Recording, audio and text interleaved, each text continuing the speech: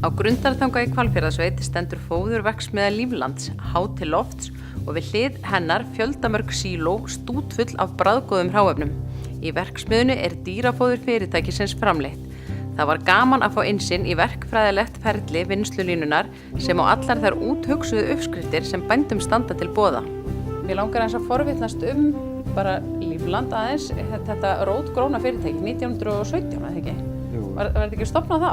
Jú, þetta er stofnað 1917 af bændum í kringum Reykjavík til þess að safna mjólk þar og selja til íbúa Reykjavíkur. Síðan breyttist það 1935 og Lífland fór yfir í það að vera svona þjónustaðileg við bændur. Geturðu útskýrt fyrir mér aðeins ferlið? Hvað það er sem þið eru að gera þetta? Við erum að tala um hveiti, við erum að tala um maís, við erum að tala um bygg, við erum að tala um soja, við erum að tala um sykurrófur í kögglum, við erum að þurrkaðar sem sagt og það er einhverjar fleiri tegundir sem ég man ábyggilega ekki hérna í augnablikinu en hérna svo eru náttúrulega minni tegundir sem eru að koma lausar þá í gámum. Og það tekur við svolítið merkilegt ferli. Þetta er hérna í sílónum stóru fyrir utan og svo fer þetta hérna alveg upp þennan niður þennan törn og aftur upp og út alveg. Þetta er svolítið merkilegt, bara verkfræðilegt ferli sem á sér stað hérna innan. Já, þetta er nú svona svolítið þróað auðvitað er hægt að gera þetta á nokkra vegu en þetta er svolítið þróað af því fyrirtæki sem við fengum til þess að gefa okkur tilboð í vélar og búnað fyrir þetta.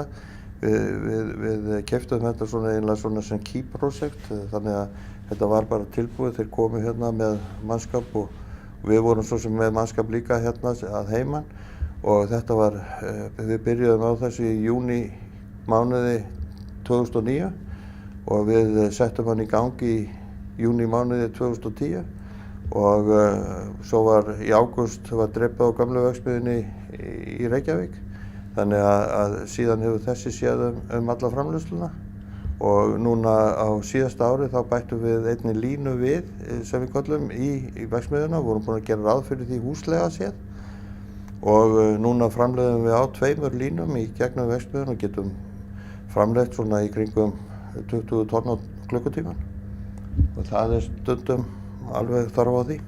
Heldurðu að bændur spái og bara yfirleitt dýraeigendur hugsi meira út í næringu skepnanna í dag heldur en var hérna áður fyrr? Já. Það er mjög mikið meira. Altså, í dag náttúrulega svo sem líka við hjálp róbótarna þá vita nákvæmlega hver belja er að framleiða og þegar róbótarnir skrá þetta alveg og sjálfsagt hægt að gera það líka að einhverju leyti í mjaltabásum og svoleiðis. Mjólkin fer náttúrulega öll í einn tank þannig að þeir sjá náttúrulega meðaltalið út úr útkomunni á fjósinu ef maður rétt orðað þannig í tanknum því að þar eru svo teknar pröfur og allt það dæmi. Þannig að þeir eru mjög að pæla í því. Nú við erum náttúrulega farnir að taka pröfur af heyjónum hjá bændunum og senda það í rannsóknarstofu annars vegar hérna upp á Hvanneyri þar sem að þetta er samsetningin á gróffóðrinu er mæld og ef að menn vilja fá fleiri niðurstöður þá getum við sent það líka til Hollands og þá fáum við aðeins meiri og dýpri niðurstöður af heyinu sérstaklega í svona þessum snefilefnum. Og ef að heyið er til dæmis rosalega próteinsnautt þá náttúrulega er bóndinn nauðbeygður til að kaupa aðeins próteinríkar blöndur með því. Þannig að á þennan hátt er bóndinn að næra kúnna sína á bestan mögulega hátt. Ég heyra það líka mikil samvinna á milli þá ykkar framleiðandana á fóðrinu og þeirra bændana sem sagt. Já, ég segja stundum að það geta allir búið til eitthvað fóður, það geta allir búið til eitthvað kjarnfóður.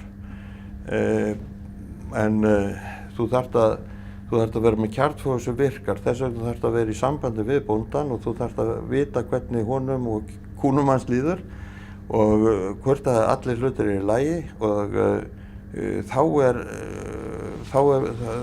þetta samstarfið gott.